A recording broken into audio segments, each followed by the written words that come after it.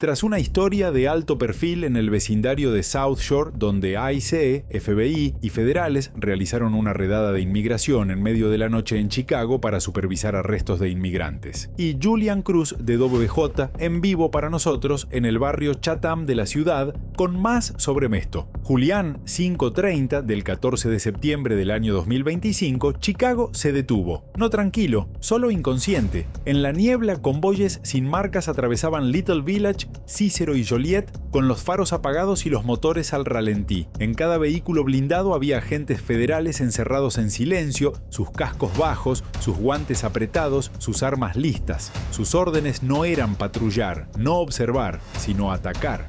Los investigadores habían encontrado algo más que una simple entrada ilegal. Una red de infiltración de cárteles se extendía por el Medio Oeste, camuflándose entre las mareas migratorias y envenenando los barrios estadounidenses. La operación para detenerla tenía un nombre: Ataque a mitad de camino. Las puertas se rompieron en una explosión sincronizada de madera astillada y acero. Orden federal: manos arriba ahora. Los equipos tácticos del ICE, reforzados por agentes de la DEA, del FBI y de la Policía de Chicago, invadieron escaleras y pasillos en una ráfaga de órdenes.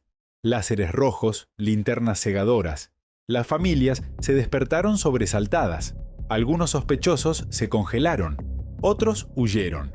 Algunos trataron de desenfundar. Ninguno lo logró.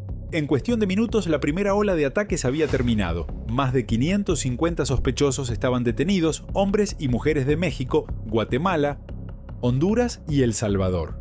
Algunos tenían historiales criminales extensos, otros habían llegado solo unos días antes, pero cuando los agentes registraron sótanos, armarios, conductos de ventilación y paredes falsas, la verdad salió a la luz. Esto no fue una redada migratoria, era un campo de batalla oculto en el corazón de la tercera ciudad más grande de Estados Unidos. Pero antes, dale like y suscríbete, porque lo que los agentes descubrieron a continuación revelaría un imperio del cártel oculto a la vista de todos, y la batalla para detenerlo dividiría a toda la nación. Las evidencias se amontonaron con una velocidad cruel. En una casa, los agentes descubrieron 180 libras de metanfetamina apiladas junto a 62 kilos de cocaína. En otra, cajas de rifles AR-15, escopetas y pistolas envueltas en plástico y selladas con códigos de envío mexicanos. En tercer lugar, una pared del sótano 2 pies más gruesa de lo normal ocultaba pasaportes falsos, teléfonos desechables, sobres llenos de efectivo y una tableta que todavía recibía mensajes encriptados del cartel en español. Una frase escalofriante que se repetía una y otra vez: mueve la lana, mueve la droga, mantente en la sombra. Si estaba en solo 3 casas, ¿qué más estaba ahí afuera? Al mediodía, los analistas del centro de mando conectaron los puntos. La ruta del narcotráfico comenzó en Jalisco, México, atravesó Texas y Missouri y terminó en escondites por todo el South Side de Chicago. El cártel no se movía por el Medio Oeste, se había metido en él. La inmigración ilegal era la tapadera, la misión era logística, de reparto y de expansión. El Departamento de Seguridad Nacional elevó la amenaza a código ámbar. 5 puntos rojos parpadearon en el mapa operativo: almacenes, garajes, un patio ferroviario cerca de Bridgeview. Y no eran lugares al azar, eran eslabones activos del cártel en una red que movía droga, armas y dinero a través de Chicago de vuelta a México. Las redadas no fueron el final, fueron el primer tiro. Al anochecer, el búnker pasó de la adrenalina a una gélida concentración quirúrgica. Los agentes revisaron las imágenes de drones. Los médicos del SWAT chequearon el equipo. Las tripulaciones de los helicópteros repasaron las rutas sobre los tejados envueltos en niebla. A las 3:42 horas llegó un único mensaje en clave desde Washington: prepárense para huelgas simultáneas. Sin palabras, sin discusiones, sin dudas.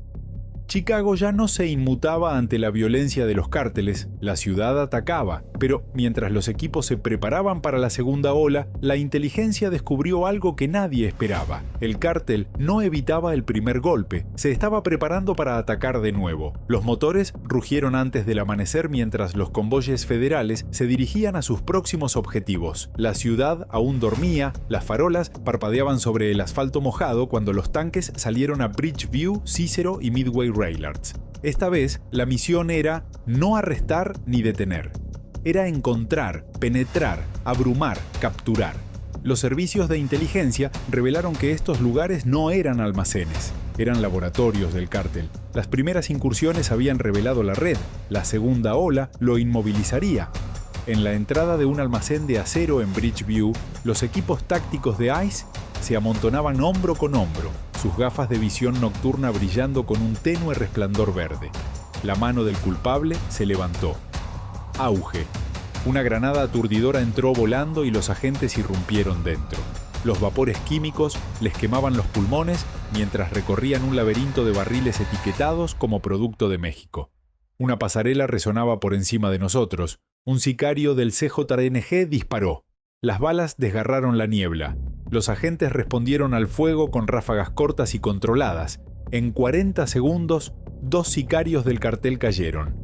3 más encadenados y el lugar estaba asegurado. Pero, ¿qué contenían esos barriles que revelaba lo peor? Era un laboratorio de drogas, no un almacén. Si un laboratorio se veía así, ¿cuántos más habría ahí fuera, en todo el Medio Oeste? En el otro extremo de la ciudad, otro equipo irrumpió en un complejo al lado de las vías del tren en Midway. En una casa segura, descubrieron máquinas para hacer pastillas disfrazadas de máquinas de dulces, pastillas de fentanilo en botes de plástico, radios encriptadas y un túnel que conducía a una camioneta con paneles de carga falsos. Sobre el tablero había un teléfono quemador con un mensaje sin leer. Confirmar ruta. No dejes pasar la oportunidad. El cártel no estaba jugando, era como un reloj. En la sala de control los mapas digitales latían en rojo con información actualizada, las voces se entremezclaban en las comunicaciones. Eco 1, claro. Bravo 2, adelante. Objetivo 4, fuerte resistencia. Esa resistencia explotó en Brighton Park. Allí, el letrero había reforzado una cámara de acero y hormigón.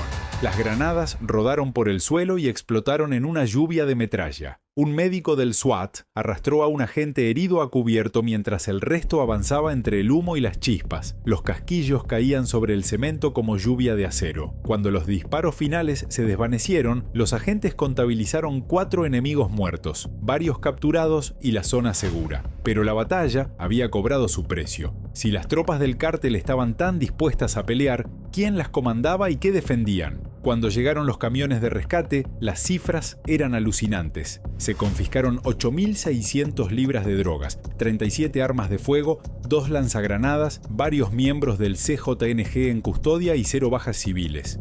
Chicago no había tenido una huelga unificada como esta en años. Los convoyes blindados volvían a sus cuarteles generales entre la niebla y el vapor de las calles. Las sirenas se desvanecieron, los disparos se detuvieron. Por un momento Chicago volvió a estar en silencio, pero en el centro de mando nadie festejó. Las salas de pruebas estaban llenas de portátiles, libros de contables, teléfonos y tabletas incautados. Cada aparato era una entrada a algo mayor. Los investigadores pronto descubrieron que el cártel no solo había pasado de contrabando el producto, habían montado todo un mercado negro en la ciudad.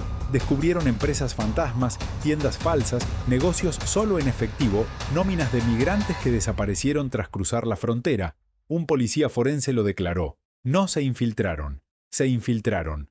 Si ellos podían camuflarse también, ¿quién más se escondía en las otras ciudades de Estados Unidos? En 24 horas, 98 sospechosos fueron acusados a nivel federal y el DHS ejecutó más de 60 órdenes de arresto en Illinois, Indiana y Wisconsin. Pero cuanto más excavaban los agentes, más horribles se volvía la imagen. Porque esto no era una simple operación de narcotráfico, era una estructura clandestina y las huellas no se detenían en Chicago. Señalaron más allá. Los capitanes ahora tenían otra pregunta en mente. ¿Estaban desmantelando una red o simplemente revelando la primera capa de algo mucho mayor? Cuanto más escarbaban los analistas federales en los teléfonos y portátiles incautados, más crecía el mapa. Las líneas de datos se extendían más allá de Chicago hasta casas de seguridad y empresas ficticias en Indiana, Missouri y Wisconsin. La operación Midway Blitz había golpeado con fuerza, pero la evidencia ahora dejaba algo dolorosamente claro. Pero Chicago no fue el final, era el centro nervioso. Y los centros nunca se hacen solos. En el centro de mando, el silencio incómodo sustituyó la adrenalina de las incursiones. Las pantallas se encendieron con nuevas coordenadas, se cortaron las transmisiones de vigilancia. detectives, analistas, agentes cibernéticos, todos inclinados sobre sus teclados con los ojos sin cerrar en 30 horas. Todas las señales apuntaban en una misma dirección. El cártel funcionaba como un ejército, no como una pandilla callejera. Nodos de distribución, rutas logísticas, sucursales bancarias, canales de reclutamiento, todo estaba presente. Y Chicago fue solo la etapa 1. Si la fase 1 fue así de grande, ¿cómo será la fase 2? A las 2:17 de la noche, un dron térmico que sobrevoló el norte de Joliet localizó un tráiler refrigerado estacionado en el lote de un almacén. Al ingresar, los agentes descubrieron paneles de carga falsos que ocultaban partes de armas, prensas de pastillas y productos químicos asociados con la misma cadena de suministro de fentanilo. El conductor, un migrante indocumentado de 1 año, se derrumbó bajo el interrogatorio. No conocía el organigrama del cártel, no conocía el camino, ni siquiera sabía lo que llevaba. Le habían prometido algo, dinero y una visa de trabajo falsa. Esa era la mayor arma del cartel, la desesperación. Mientras el amanecer se extendía sobre el lago Michigan, los analistas de datos juntaron las últimas piezas: transacciones en línea, escaparates ficticios, circuitos de efectivo, y los contadores forenses localizaron 12 millones en activos congelados relacionados con empresas fantasma del CJNG disfrazadas de talleres mecánicos, depósitos de camiones, lavanderías y negocios familiares, pero que no eran más que un disfraz financiero. Un científico lo dijo con voz de acero: no entraron a la ciudad, le erigieron un subsistema. Si un cártel pudo erigir un sistema una vez, ¿qué le impide reconstruirlo? Horas después, la reunión informativa interinstitucional fue decisiva. Chicago había sido infiltrada, explotada, convertida en un centro logístico para una máquina global de narcotráfico. Pero la misión ya no era sobre una ciudad, era el corazón del país. Mientras las comunicaciones encriptadas continuaban fluyendo desde México y Texas, los generales sabían que no podían detenerse, no podían celebrar, no podían respirar. Todavía no. A las 75 horas se firmaron órdenes para extender Midway Blitz a los estados vecinos. Las cibertropas seguirían cada transacción bancaria. Los drones aéreos vigilarían los corredores de carga y las vías férreas. Equipos móviles vigilarían los establecimientos sospechosos. Por primera vez, el Medio Oeste no sería considerado un territorio de vigilancia policial interna, sino una línea de defensa nacional. Y, sin embargo, justo cuando las fuerzas federales estaban a punto de iniciar la siguiente fase, otra tormenta se gestó no en las calles, sino fuera del perímetro de seguridad. Empezaron las manifestaciones. A media mañana, cientos de personas se reunieron cerca de la sede de ICE en el centro de Chicago. Las pancartas se elevaban por encima de la multitud. Las familias, no los delincuentes, deben parar las redadas. Los inmigrantes no son criminales. El campo de batalla había cambiado de nuevo, pero esta vez no se trataba de balas. Líderes comunitarios, activistas, religiosos y defensores de los inmigrantes demandaron explicaciones. Dijeron que la redada apuntó a personas sin antecedentes penales, destrozó familias y aterrorizó a los barrios. Las noticias locales mostraron entrevistas desgarradoras. Las redes sociales explotaron. Manifestantes chocan con federales en Chicago mientras ICE redobla la represión migratoria de Trump. Agentes y manifestantes empujando y SH fuera de las áreas de reunión en Little Village y Cicero. El miedo nubló la historia del cartel. Los manifestantes no observaron filas del CJNG, vieron casas, obreros, padres, bajas colaterales de una guerra demasiado cruda, demasiado amplia, demasiado implacable. En el centro de mando, los agentes agotados escuchaban la cobertura sin reaccionar. Habían visto los laboratorios de pastillas, habían visto los cuerpos, habían visto morir niños por el fentanilo que pasaba por esas mismas redes. No necesitaban discusiones, necesitaban resultados. Pero el país se estaba partiendo en dos: seguridad o humanidad, ley o misericordia, escudo de piedad. ¿Cómo se gana una guerra en las calles cuando la guerra en la plaza pública se vuelve en tu contra? Los funcionarios redoblan la apuesta. El Departamento de Seguridad Nacional seguiría funcionando. El FBI armaría casos federales. IC expandiría sus objetivos. La etapa 2 continuaría, marchas o no. Con o sin presión, la misión no se detendría. No mientras las rutas del cartel estuvieran abiertas. Y las cartas en clave seguían viajando a través de 3 fronteras. Porque los que tumbaban puertas no peleaban por encuestas ni por portadas. peleaban por los niños que nunca despertaron después de una sobredosis de fentanilo, para las familias que sepultaron a sus hijos e hijas, por la ciudad que rogó que amparase. El cártel se había extendido por las calles de Estados Unidos, pero ahora Estados Unidos se había metido en sus filas y ninguna de las dos partes iba a ceder. El sol se elevó sobre Chicago, pero la ciudad no despertó aliviada, se despertó en medio de una pelea. Al mediodía, los titulares nacionales se partieron en dos Américas. Una de ellas, Operación Midway Blitz, fue un éxito, un golpe que evitó que el veneno se extendiera por escuelas y vecindarios. El otro lo llamó Violación, una exhibición de fuerza federal que aterrorizó a comunidades ya asustadas. Frente al edificio del AIC, las filas de manifestantes crecieron en número y en volumen. Las canciones resonaban en el centro, pancartas al viento. Basta de redadas. Los inmigrantes no son criminales. Somos familias, no criminales. Los líderes comunitarios portaban los micrófonos. Los manifestantes llevaban cámaras. Las noticias se elevaban como buitres, filmando cada lágrima, cada grito, cada acusación. Las redadas habían detenido la violencia encubierta, pero habían desatado una guerra a plena luz del día. En el centro de mando, cerca del aeropuerto Midway, los agentes miraban las imágenes en silencio. No les sorprendió. Ya lo habían visto antes. En toda gran operación, la segunda oleada no es una fuerza táctica, es político. Ni sobre las 8.600 libras de narcóticos, ni sobre los cargamentos de armas, ni sobre los miembros del CIANG sorprendidos en flagrancia. La conversación había pasado a algo más grande que cualquiera podía negar. ¿Hasta dónde debe llegar Estados Unidos para defenderse en su propio territorio? En el campo de batalla los disparos habían terminado, pero la guerra por la opinión pública apenas comenzaba. Los líderes de la iglesia abrieron sus puertas a las familias aterrorizadas. Abogados de inmigración corrieron para encontrar a los detenidos que habían sido trasladados en secreto durante la noche a centros de detención federales. Esta toma ilegal e inconstitucional por parte del AIC y posiblemente por militares. En Little Village, en Cicero, en Brighton Park, el miedo seguía llamando a la puerta y a la sala de estar. Los padres retuvieron a sus hijos en casa, no los enviaron a la escuela. Los trabajadores se mantuvieron alejados de las calles. Las habladurías vuelan más rápido que los hechos. Los críticos llamaron a las redadas inhumanas y acusaron a las agencias federales de extralimitarse. Según dijo un activista a un periodista local, su objetivo eran criminales, pero se llevaron a padres y madres que nunca hicieron daño. En los programas de entrevistas, los analistas pidieron audiencias en el Congreso. Los políticos se lanzaron pullas. Las redes sociales estaban en llamas, tanto de indignación como de elogio. El Departamento de Seguridad Nacional respondió con firmeza. No podemos controlar quiénes son los criminales. Los atrapamos antes de que hagan más daño.